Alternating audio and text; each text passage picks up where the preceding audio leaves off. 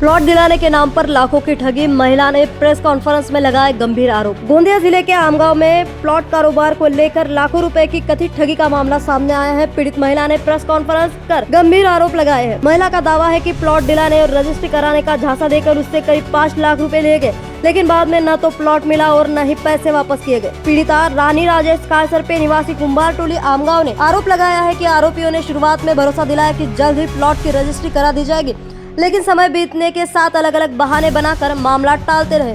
जब महिला को धोखाधड़ी का शक हुआ और उसने अपने पैसे वापस मांगे, तब कथित तौर पर उसे धमकाया गया। महिला के मुताबिक आरोपियों ने साफ शब्दों में कहा कि प्लॉट लेना है तो लो, नहीं तो पैसे भूल जाओ।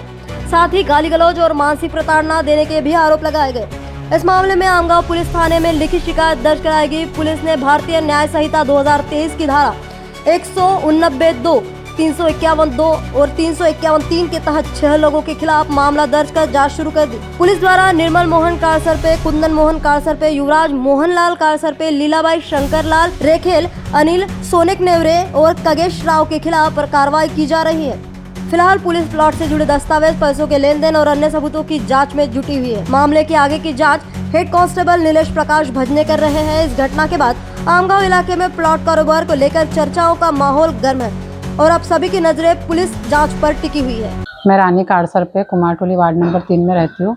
मेरे ससुर का एक प्लॉट है अपना आमगांव रनचौक वार्ड नंबर 3 में। यानी मेरे ससुर के पिताजी का प्लॉट है वो, और उनका अधिकार था वो प्लॉट पे, लेकिन मेरे ससुराल के जो उनके भाई वगैरह है मेरे ससुर के, उन्होंने उनके साथ में धोखाधड़ी करे। धोखाधड़ी होने की वजह से वो प्लॉट उन्होंने उनका मतलब किसी और को बेचना चाह रहे थे।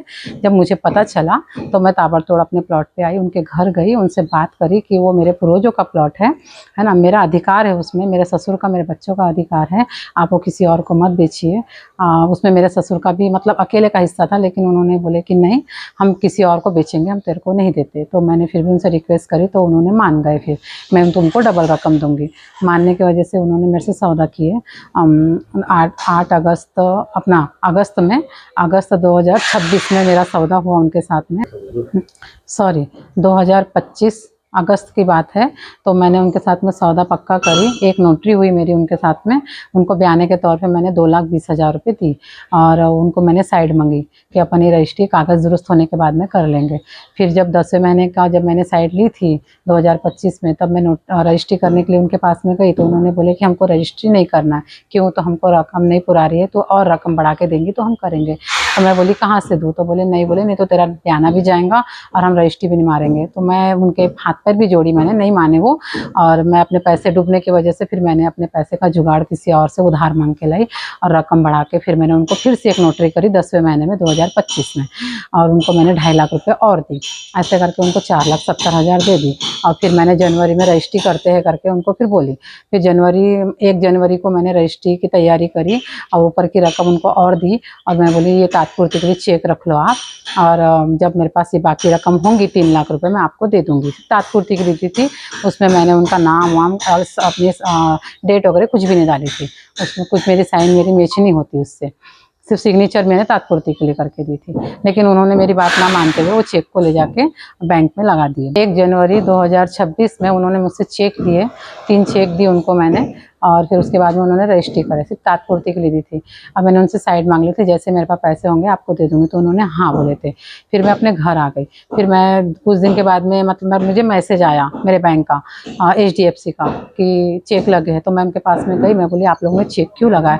तो बोले हमको पैसे की ज़रूरत थी। मेरी पैसे की ज़रूरत थी तो मुझे बोलते ना, आपने तो मैंने आपको बोलते ना मैं आपको पैसे ला के घर पे दूंगी करके, आपने बोलते कि नगद कैश देना करके, जब भी दोगे तब। तो मैंने बैंक में पैसे नहीं रखी हूँ, मैं आपको हैंड कैश देने वाली थी, आपने मुझे बताना था, आपने चेक नहीं लगाना था। तो ठीक है बोले हमको पैसे ला के दे दे। फिर मैंने पैसे अब इतनी जल्दी कैसे करूँ करके फिर मैं और जुगाड़ करके उनके पास पैसे लेके गई 3 लाख रुपए।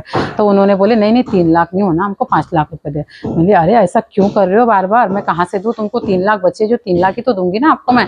तो नहीं, इसके लिए वो मेरे से दांगड़ो करने लग गए। और वो चेक फिर उन्होंने वहाँ पे वही प्लॉट पे, और पैसे भी जहाँ लेके मैं उनके पास में गई थी अपने प्लॉट में, तो वहाँ पे अनिल सोनक नौरे करके एक शिवसेना का तालुका प्रमुख है, उसको उन्होंने वहाँ बुलाया। वो 10 लोग के साथ में आया वहाँ पर, और मैं अकेली पैसे लेके वहाँ खड़ी थी। और वो बोलता है कि यहाँ से तू चली जा, नहीं तो यहाँ तेरी कब्र खुद जाएंगी।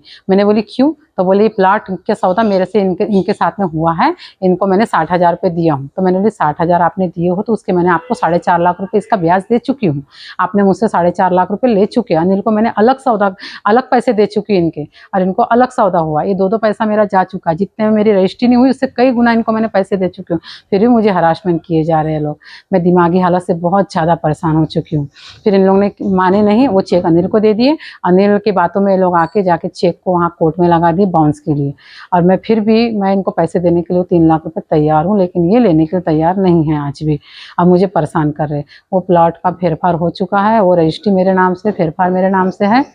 मैं अपने प्लॉट में वहाँ पे फेंसिंग जाली लगाने के लिए गई थी, क्योंकि वो प्लॉट में लोग वहाँ पे बाजू में ही रहते हैं और वहाँ गंदगी करते हैं। इसकी वजह से मुझे वहाँ पे जाली लगाना था। मैं जाली लगाने गई तो वहाँ पे इन लोगों ने मेरे साथ झगड़ा किया, मेरे ससुराल वालों ने, और मेरे को मारने पीटने की धमकी दी है। मैंने ये खबर जाके पुलिस स्टेशन में की, लेकिन पुलिस वालों का कहना है कि आप यहाँ पर ना आओ, हम तो कंप्लेंट ले लेते, लेकिन तुम कोर्ट में जाओ। हम इसके लिए, हम पुलिस वाले कुछ नहीं कर सकते ज़मीन के लिए। अच्छा, मैं पुलिस स्टेशन गई, अपना न्याय मांगी वहाँ से। वहाँ पुलिस वाले सिर्फ अनिल सोनक नौरे के बातों में आते हैं और मेरे को न्याय नहीं मिल रहा है। मेरे हाथ जोड़ के शासन प्रशासन से ये विनती है कि मेरे को जल्द से जल्द न्याय दिया जाए।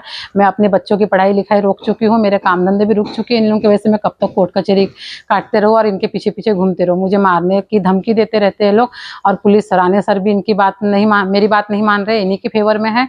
और मेरे सिंधे साहब से गुजारिश है कि आपने जो यहाँ पर अपने मतलब जो कार्यकर्ता लोग को यहाँ पे भेजा है हमारी लाडली बहना की रक्षा के लिए, लेकिन यहाँ कोई लाडली बहना कोई रक्षा नहीं मिल रही है। रक्षा के भेष में लोग भक्षक बैठे हुए शिवसेना के आड़ में जो गुंडागर्दी कर रहे हैं लोग। अब मेरे सिंधे साहब से गुजारिश है कि जल्द से जल्द इस चीज में कार्रवाई की जाए। गोंदिया जिले से संवाददाता राधा किशन चूटे की खबर। निष्पक्षता का कदम, आपकी हर समस्या में आपसे पहले दिखेंगे हम हैं न्यूज फर्स्ट। ईश्वर का सच, हमारा साहस और आपका विश्वास। सच, साहस और विश्वास। अगर आप ये वीडियो YouTube पर देख रहे हैं तो हमारे चैनल को सब्सक्राइब कर बेल आइकन दबाएं।